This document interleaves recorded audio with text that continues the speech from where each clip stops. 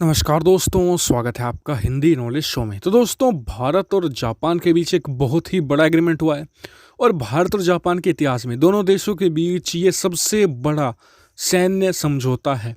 और इससे मेनली चीन बहुत ज़्यादा इफेक्टेड होने वाला है। चीन के खिलाफ ही मेनली ये किया गया है, क्योंकि दोनों सेनाएं मिलकर अगर चीन के खिलाफ काम करेगी तो वाकई में ही चीन को एक बहुत बड़ा सेटबैक इस समझौते से तो लगने वाला है। तो मैं सब कुछ आपको इसके बारे में डिटेल से बताऊंगा कि क्या ये समझौता है, इससे फ़ायदा क्या होगा भारत को और इससे एडवांटेज चीन के खिलाफ भारत का कैसे बढ़ जाएगा। तो चलिए दोस्तों, वीडियो को हम शुरू करते हैं। लेकिन उससे पहले अगर आपने हमारे चैनल को अभी तक सब्सक्राइब नहीं किया है तो कर लीजिए, क्योंकि यहाँ पर आपको मिलती है per day 3 video defence, foreign policy और फाइनेंस से रिलेटेड। तो चलिए दोस्तों, वीडियो को हम शुरू कर लेते हैं।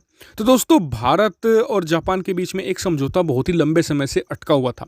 मैंने आपको इसी साल फरवरी के महीने में वीडियो बनाकर भी बताया था कि भारत और जापान एक ऐसे समझौते पर काम कर रहे हैं जिसके तहत भारतीय नौसेना जापान में तैनात हो सकेगी और जापानी नौसेना भारत के जो सैन्य बेस हैं अंडमान में उनका एक्सेस ले सकेगी, और इसमें दोनों देशों का फ़ायदा है। लेकिन ये समझौता कोरोना वायरस की वजह से लगातार टलता आ रहा था। लेकिन कल ये भारतीय के जो रक्षा सचिव हैं उन्होंने और दूसरी तरफ जो जापान के राजदूत हैं उन्होंने दोनों ने मिलकर इसे साइन कर लिया है और जापान और Bharat officially mutual logistic support arrangement act को साइन कर चुके हैं, यानी कि MLSA को ये दोनों देश मिलकर साइन कर चुके हैं। और अब बात करते हैं कि MLSA से भारत को फ़ायदा क्या मिलेगा और ये आखिरकार है क्या।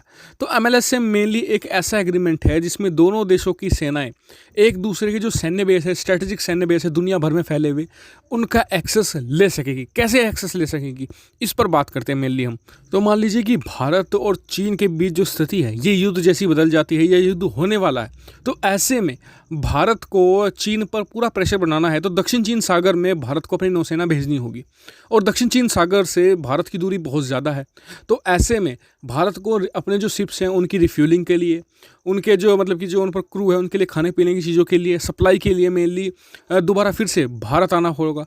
ये बहुत ही लंबा प्रोसेस पड़ता है। तो ऐसे में भारत की जो शिप्स हैं वो भारत ना आकर सीधे जापान चली जाएंगी, वहाँ से उन्हें रिफ्यूलिंग मिल जाएगी। इसके अलावा जो भी उन्हें सैन्य मदद चाहिए होगी सब कुछ उन्हें जापानी सैन्य बेस पर मिल जाएगी, और जिससे कि वो परमानेंटली तैनात रह सकेंगी दक्षिण चीन सागर में और चीन पर लगातार प्रेशर बनाया जा सकेगा। और अगर आप टेक्निकली देखें तो भारत को बिना एक चवन्नी खर्च किए जापान में एक सैन्य बेस मिल गया जो चीन के बहुत ही करीब है। तो यानी कि भारत का सैन्य बेस जापान में हो गया है टेक्निकली, और जापान भी इसी तरीके से भारत के सैन्य बेस का फ़ायदा उठा सकेगा। और भारत को जापान से कोई ऐसा बड़ा खतरा भी नहीं है। तो जापान अगर भारत के जो मेनली जो जैसे कि सैन्य बेस है, अंडमान में सैन्य बेस है, उसका अगर मतलब कि यूज़ करता है तो इसमें भारत को कोई भी नुकसान वाली बात स्ट्रेटजिक तौर पर लॉन्ग टर्म में और ना ही शॉर्ट टर्म में नहीं है। और देखिए, भारत की बहुत ही महत्वपूर्ण और बहुत ही बेहतरीन रणनीति मानी जाती है। कैसे?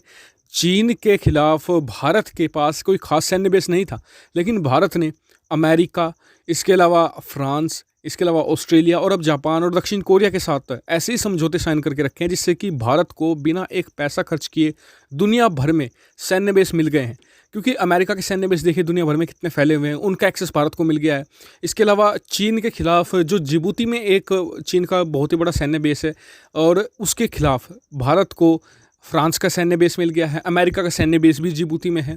तो इनका एक्सेस भारत को मिलना यानी कि चीन के खिलाफ भारत की एक बड़ी पॉलिसी है।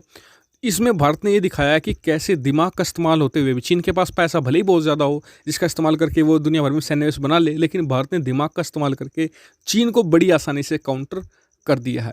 इस पर आपका क्या व्यू पॉइंट है, कमेंट करके मुझे जरूर बताएगा। साथ ही चैनल को सब्सक्राइब करना मत भूलिएगा ऐसी बहुत सारी डिफेंस, फॉरेन पॉलिसी और फाइनेंस रिलेटेड वीडियो के लिए। Thank you for watching video.